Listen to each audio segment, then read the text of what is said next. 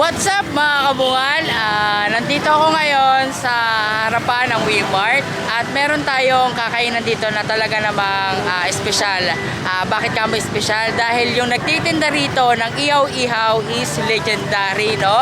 So sa makatuwid, siya ay talagang napakatagal na nagtitinda, no? At titikman natin ang kanyang panindang ihaw-ihaw, no? So tara! Dito sa lugar na ito mga kabungal is papuntang site. Tapos, dito naman is papunta doon sa labasan, no?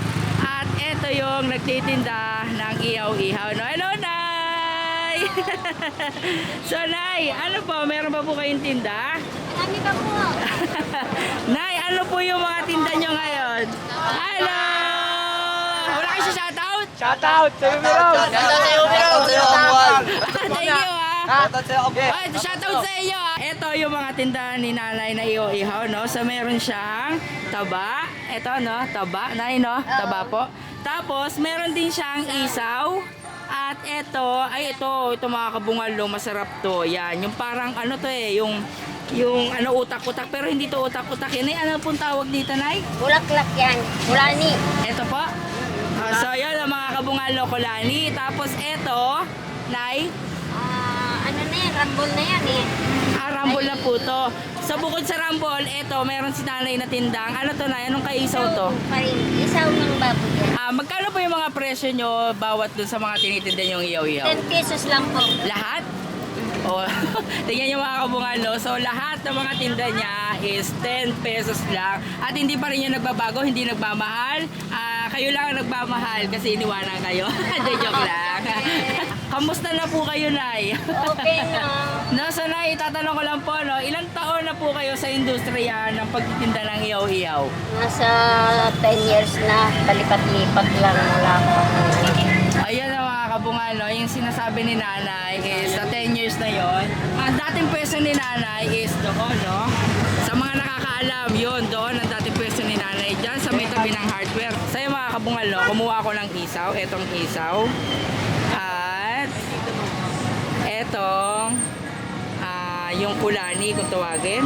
Tapos, eto mga kabungal, masarap dito. Nay, wala kayong dugo, Nay? Ubus na to. Oy.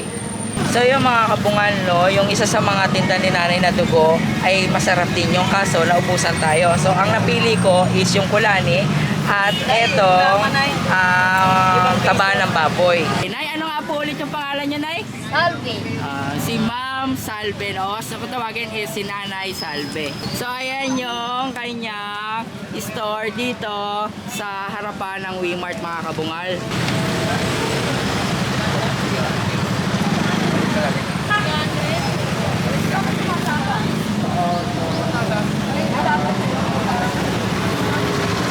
Ayan, bukod sa ihaw-ihaw mga kabungala, ito yung hinahanap-hanap ng mga customer ni Nanay, no? Yang suka na yan, talaga namang may pagka miracle yung suka ni Nanay na binabalik-balikan ng kanyang mga suki. Yan. So yun, no, kinukuha na ni Nanay yung aking inihaw at yun, sinasalok na dun sa lalagyanan sa baso, no, mga kabungal.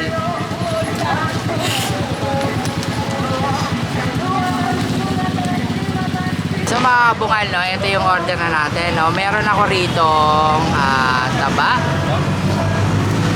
So ito siya mga kabungal, no.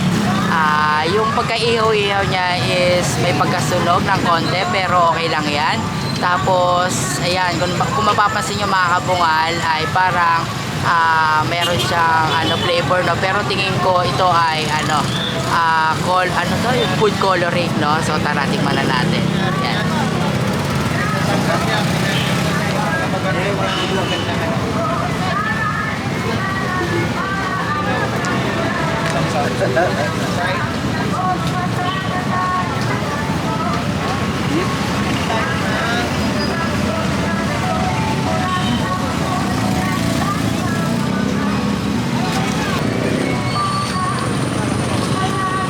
Okay, no, dun sa tinda ni Nanay na taba, siya ay talagang soap, no, napakalambot ng kanyang pagkataba.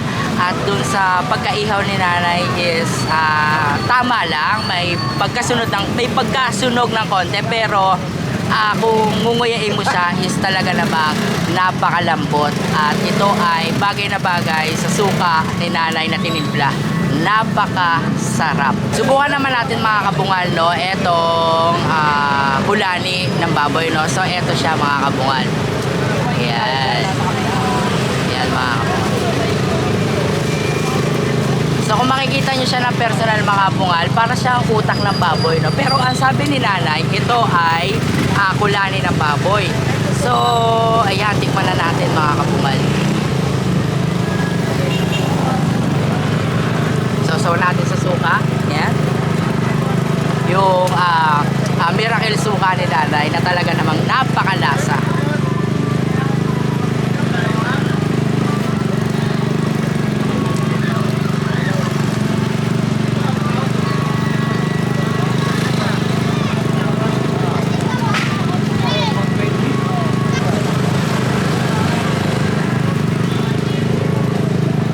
Masarap. Ito naman yung bituka ng baboy mga kabungal, no? So yung pagkakaihaw niya is tama lang. At yun nga, tulad ng sinabi ko is para siyang may halong food coloring, no? Pero masarap tignan. Doon sa mga mahilig doon sa mga ihaw-ihaw, no? Tikman na natin.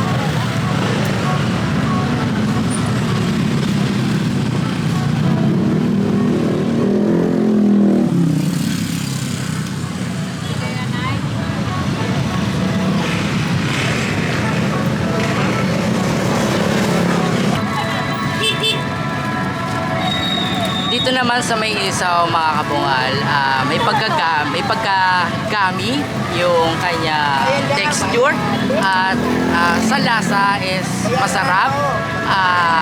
Pero yun nga, tulad ng sinabi ko, may pagka-bubblegum siya. Pero normal naman siguro yun sa isaw ng baboy. Pero depende rin siguro sa pagkaluto ng isaw kung pwede siyang lambutan o lalambutan nyo pa o pakukuluan nyo pa ng maigi, no? Pero overall, masarap. I-recommend ko sa inyo yung tinda ni nanay dito sa kanyang ihaw-ihaw. At masasabi ko sa inyo na ito ay 9/10. At ito ay masarap. Yun lang, yung mga ibang tinda ni nanay, hindi natin masasabi na perfect yung kanyang ihaw-ihaw, no? Pero otherwise, yung the rest ng tinda ni nanay is talaga namang ubod ng sarap. Lalong-lalo na yung yung kanyang yung taba ng baboy, no? At saka yung yung ba to? Yung kulani, no, mga kabungal. Napakasarap talaga niya pag sinawsaw niyo sa kanyang suka. Naku, masarap.